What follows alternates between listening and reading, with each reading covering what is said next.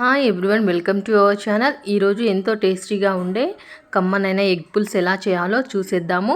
ఒకసారి విధంగా ట్రై చేసి చూడండి. సూపర్ యమ్మీగా ఉంటుంది. వేడి వేడి అన్నంలో వేసేసుకొని తింటే టేస్ట్ అద్దరిపోతుంది. దానికి కావాల్సిన ఏంటో చూసేద్దాము. ఇక్కడ చూడండి, నేను చింతపండును నానబెట్టుకున్నాను ఆల్రెడీ.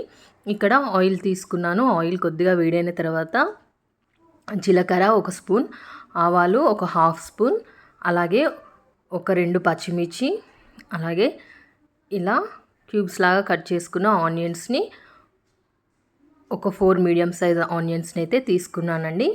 చూడండి, ఇందులోనే కరివేపాకును కూడా వేస్తున్నాను. ఇవన్నీ ఒకసారి కలుపుకుందాము. అలాగే ఇక్కడ పసుపును కూడా యాడ్ చేద్దాము. నేను ఆల్రెడీ ఎగ్స్ని బాయిల్ చేసి పక్కన పెట్టేసుకున్నాను. ఇప్పుడు ఇందులోకి కొద్దిగా పసుపును యాడ్ చేసుకుందాము. మళ్ళీ ఒకసారి కలుపుకుందాము. మనకి ఆనియన్స్ ఎక్కువగా ఫ్రై కావాల్సిన పని లేదు. కొద్దిగా ట్రాన్స్పరెంట్గా ఫ్రై అయితే సరిపోతుంది.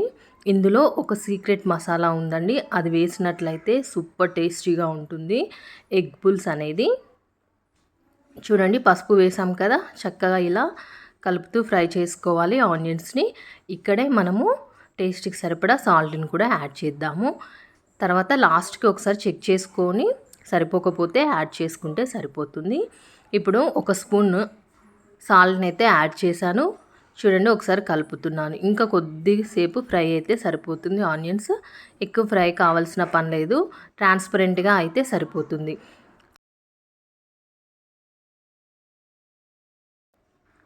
చూడండి, ఇక్కడ మనకి ఆనియన్స్ అయితే ట్రాన్స్పరెంట్గా అయితే ఫ్రై అయ్యాయి కదా. ఇప్పుడు చింతపండు రసంని కూడా వేద్దాము. చింతపండు రసం వేసాక ఇందులోనే మనం ఒక 1/2 గ్లాస్ వరకు వాటర్ని కూడా యాడ్ చేసుకుందాము.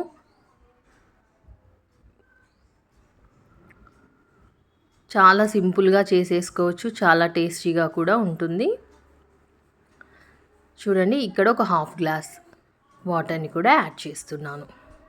ఒకసారి కలుపుకుందాము. చక్కగా పులుసు అనేది మనకి బాయిల్ కావాలి. బాయిల్ అయినప్పుడు ఇందులోకి మనము తగినంత కారము, ధనియాల పొడి, సీక్రెట్ మసాలా అన్నాను కదా, అదేనండి, జీలకర్ర మెంతుల పొడి, ఒక చిన్న 1/2 స్పూన్ అంత జీలకర్ర మెంతుల పొడి కూడా వేసేసుకోవాలి. చూడండి, పులుసు అనేది చక్కగా బాయిల్ అవుతుంది కదా. ఇప్పుడు ఒక 2 స్పూన్ల కారము, అలాగే 1 స్పూన్ ధనియాల పొడి, ఒక 1/2 స్పూన్ అంతా జీలకర్ర మెంతుల పొడి వేస్తున్నాను. వేసాక మళ్ళీ అంతా ఒకసారి మనమైతే మిక్స్ చేసుకోవాలి. మిక్స్ చేసుకున్నాక ఈ మసాలాలన్నీ కూడా పులుసులోకి చక్కగా వెళ్ళాలంటే ఇంకా కొద్దిసేపు పులుసు అనేది బాయిల్ కావాలండి. అప్పుడు మనము బాయిల్ అయిన తర్వాత ముందుగా బాయిల్ చేసి పెట్టుకున్నాం కదా, ఆ ఎగ్స్ని కూడా ఇందులో వేసేసుకొని మరి కొద్దిసేపు పులుసును ఒక 10 మినిట్స్ మనము మరిగించుకున్నట్లయితే ఎంతో టేస్టీగా ఉండే ఎగ్ పుల్స్ అనేది రెడీ అవుతుంది. చాలా తక్కువ ఇంగ్రీడియంట్స్తో ఎంతో టేస్టీగా అయితే చేసేసుకోవచ్చు. చూడండి, పక్క నుండి ఆయిల్ అనేది కూడా చక్కగా సెపరేట్ అవుతుంది కదా. ఈ స్టేజ్లో మనం ఎగ్స్ని వేసేసుకొని ఒక 10 మినిట్స్ ఇంకా మనం ఉంచేసుకుంటే సరిపోతుంది. పైనుండి కొత్తిమీర వేసేసుకోవాలి 10 మినిట్స్ తర్వాత. అంతే అండి, చాలా తక్కువ ఇంగ్రీడియంట్స్తో ఎంతో టేస్టీగా అయితే ఇలా ఎగ్ పుల్స్ని అయితే మనం చేసేసుకోవచ్చు. మీరు కూడా తప్పకుండా ఈ రెసిపీని ట్రై చేయండి. మీకు ఎలా వచ్చిందో నా కామెంట్ సెక్షన్లో షేర్ చేయండి. నా వీడియో నచ్చినట్లయితే తప్పకుండా లైక్ చేసి నా ఛానల్ని సబ్స్క్రైబ్ చేయండి. మరిన్ని టేస్టీ అండ్ హెల్తీ రెసిపీస్ కోసం తప్పకుండా నా ఛానల్ని ఫాలో అవుతూ ఉండండి.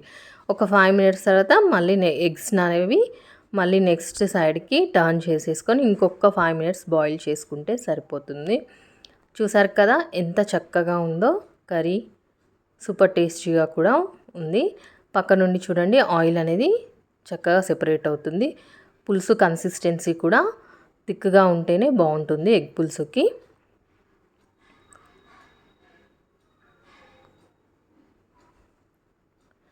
ఇప్పుడు ఇంకా కొద్దిసేపు మనము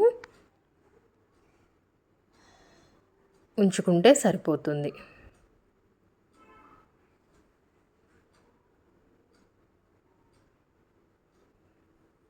చూసారు కదా, ఇప్పుడు ఈ స్టేజ్లో మనమైతే పైనుండి కొత్తిమీర చల్లేసుకొని స్టవ్ ఆఫ్ చేసుకుంటే ఎంతో టేస్టీగా ఉండే ఎగ్ పులుసు రెడీ అయినట్టే. ఓకే ఫ్రెండ్స్, నా వీడియో మీకు నచ్చిందని అనుకుంటున్నాను. అలాగే మీరు కూడా ట్రై చేసి మీకు ఎలా వచ్చిందో నా కామెంట్ సెక్షన్ షేర్ చేయండి. చూసారు కదా, ఈ కన్సిస్టెన్సీ వస్తే సరిపోతుంది మనకి. ఇప్పుడు పైనుండి కొత్తిమీర వేసేసుకొని ఒకసారి కలిపేసేసుకొని స్టవ్ ఆఫ్ చేసుకుంటే అంతే అండి, ఎంతో టేస్టీగా ఉండే ఎగ్ పులుసు రెడీ అయినట్టే. చూసారు కదా, పక్క నుండి ఆయిల్ కూడా చక్కగా సెపరేట్ అవుతుంది. ఇప్పుడు ఇది కరెక్ట్ స్టేజ్ అండి. మనం స్టవ్ ఆఫ్ చేసేసుకొని వేడివేడిగా సర్వ్ చేసుకొని తినేస్తే ఎంతో టేస్టీగా ఉంటుంది. అంతే ఫ్రెండ్స్, నా రెసిపీ నచ్చితే లైక్ చేసి నా ఛానల్ని సబ్స్క్రైబ్ చేయండి. మరిన్ని టేస్టీ అండ్ హెల్తీ రెసిపీస్ కోసం నా ఛానల్ని ఫాలో అవుతుండండి. నా రెసిపీ మీకు నచ్చితే లైక్ చేసి సబ్స్క్రైబ్ చేయండి. Thank you for watching.